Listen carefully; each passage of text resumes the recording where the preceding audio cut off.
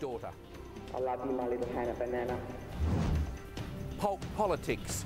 Green groups vow to fight Tasmania's pulp mill in the courts. Every day until this pulp mill fails, we will fight it in our hearts. Wallabies cold. Australia's World Cup dream shattered on the fields of France.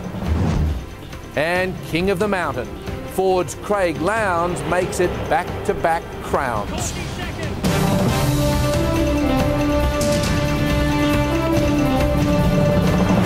National 9 News with Mike Munro. Good evening. Some of the state's most notorious prisoners are complaining that doing hard time in the state's toughest prison is too hard. They've managed to smuggle letters out of Goulburn's Supermax jail, complaining about the food, air conditioning, even the lack of entertainment. But their gripes certainly haven't managed to attract much sympathy.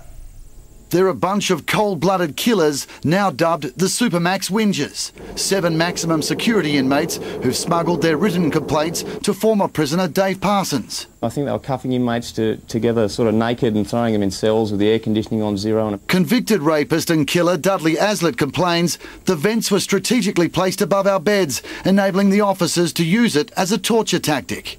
Contract murderer Lindsay Rose isn't happy with the food. An inmate cannot stomach brown bread. His cell card displays this fact. The inmate is continually issued brown bread as his ration.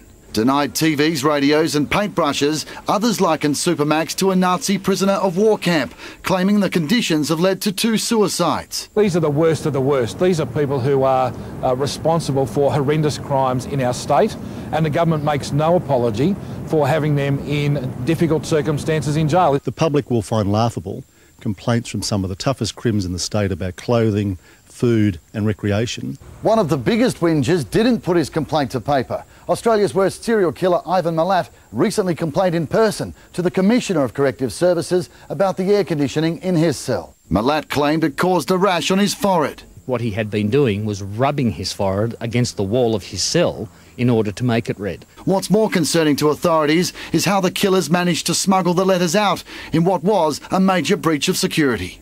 Sean Fewings, National 9 News.